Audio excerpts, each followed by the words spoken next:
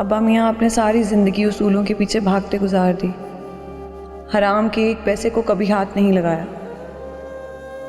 या अल्लाह, आइंदा भी हमें और हमारे ख़ानदान को इससे बचाना और हयाज को समझ अता करना।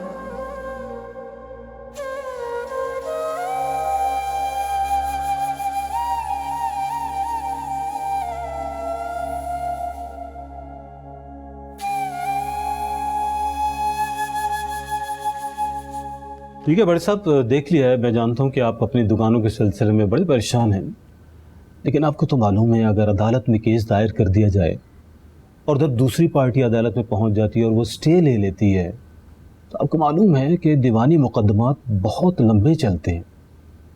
कहाँ इस उम्र में आप अदालतों के चक्कर लगाते फिरेंगे?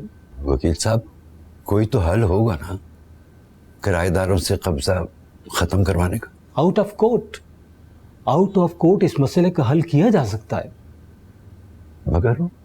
मगर यही तो आप जैसे बुजुर्गों का मसला है, कोई काम आउट ऑफ द वे करना ही नहीं चाहते।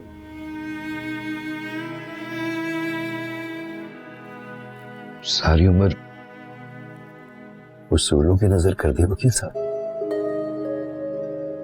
अब आखिरी उम्र में। बड़े साहब, आप सिर्फ हामी भरे हैं, बाकी सारा काम इस नाचीज के जिम्मे है। वैसे कोई जल्दी नहीं है, आप चंद दिन और सोच लीजिए, फिर मुझे फोन कर दीजिएगा, मैं खुद हाजिर हो जाऊंगा। बहुत शुक्रिया। बहुत शुक्रिया आप।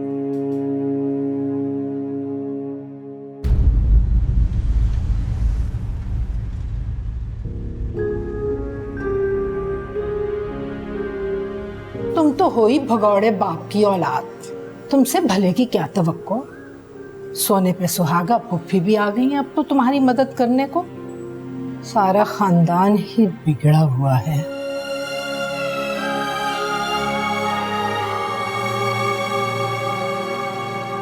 ऐसी जिल्लत भरी जिंदगी से तो मौत ही बेहतर है।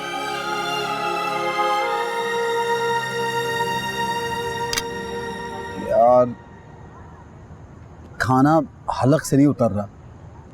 जमशेद का अजीब रवैया है, दंदनाता हुआ बेधड़क होके दफ्तर आता है और धमकी दे रहा है। मतलब कमाल हो गई यार, कोई दीद लिहाज। यार तुम लोग समझाओ उसको ना। यार दोस्त तुम्हारा है, मैं कैसे समझाऊं? मतलब मैं रिकवरी से पहले उसको पैसे कैसे वापस कर सकता हूँ? तुम बॉस हो, सोल्यूशन भी तुम्हारे पास ही होना चाहिए ना।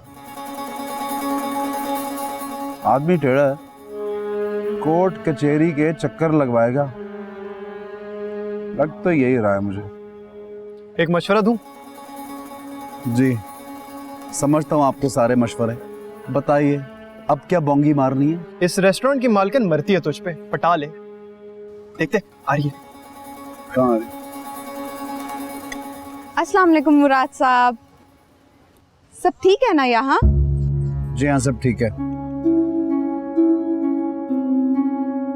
2 मिनट। हाँ आइए। अमीर और खूबसूरत लड़की, मुराद तो मुराद पा गया। खाओ खाओ, वो आ रहा है।